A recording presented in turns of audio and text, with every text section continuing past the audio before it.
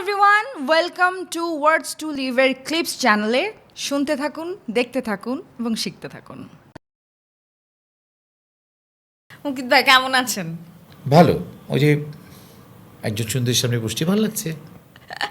এই যে এত মজার মানুষ আপনি, এবং আমাদের কম বেশি সবার কাছেই আপনি এই মজার মানুষ হিসেবেই পরিচিত, ক্যামেরার পেছনেও, রাইট? তো এই ব্যাপারটাকে কীভাবে এনজয় করেন? ভীষণ ভীষণ ভীষণ আপ্লুত হই, আবার ভীষণ ভীষণ কষ্ট পাই। আপ্লুত হওয়ার কারণটা হচ্ছে যে একটা ব্যথা, একটা কষ্ট, এত কষ্ট এটা আসলে সবাই সহ্য করতে পারে না। কষ্টর কিন্তু অনেক ডেফিনেশন আছে।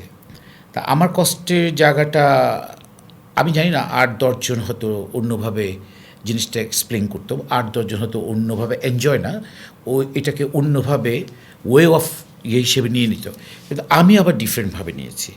আমি এটাকে জিদ হিসেবে নিয়েছি। তো জিদটাই আজকে মনে হচ্ছে আমাকে একটা জায়গায় সাকসেস যদি বলি তাহলে বলবো যে আমি সাকসেস।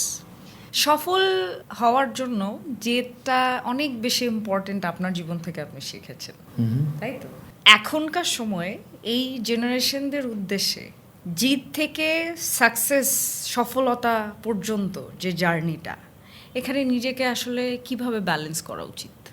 সত্যি কথা বলতে কি, ফার্স্ট ফাইন্ড আউট করতে হবে তুমি কে।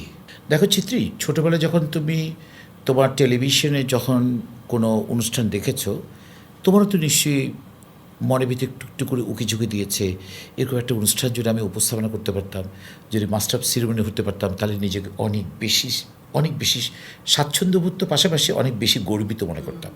তো সেরকমও আমার জায়গায় তুমি এই পরবর্তী প্রজন্ম বা এখনকার প্রজন্মের জন্য যদি কিছু বলতে গেলে, যে কথাটা যদি এভাবে বলি, এখনকার প্রজন্ম অনেক বেশি ফার্স্ট, অনেক বেশি ইনফরমেটিভ ইয়েগুলো, সাবজেক্টগুলো তারা হাতের মুঠে চলে এসছে।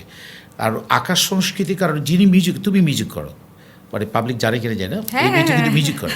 তো তুমি মিউজিক করার সময় কিন্তু আগে তুমি লিরিক্সটা খুঁজে পেতে না, স্টাফ নোটগুলো খুঁজে পেতে না, তোমার অনেক কষ্ট হতো। ডিলে, তোমার যে গিটার বাজাচ্ছে সেই ডিলেটা তুমি পেতে না, তোমার স্ক্যানার তুমি খুঁজে পেতে না। এখন তুমি ল্যাপটপ বা মোবাইল খুঁজলেই এইটা কোন নোটে যাবে, এটা বি মাইনর না সি মাইনর না ডি মাইনর থেকে তুমি স্টার্ট করবে, সেটা তুমি কিন্তু অবলীলায় জানতে পারছো। কিসের কারণে? আকাশ সংস্কৃতির কারণে। এই প্রজন্ম, পরবর্তী প্রজন্ম আরও ভালো কিছু শিখে যাবে। কিন্তু আমি যদি কথাটা এইভাবে বলি যে এখনকার প্রজন্ম অনেক বেশি ফার্স্ট।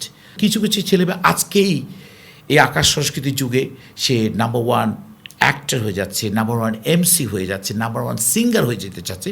এবং সে মনে করে ভিউ, এই যে তথাকথিত ভিউর পিছনে দৌড়াতে দৌড়াতে সে মনে করে যে 2 মাসেই মনে তার একটা বিশাল ভিউ চলে এসছে। She and he feel that I am a superstar in this country. Right. Subscribe to Words to Live and don't forget to press the bell icon.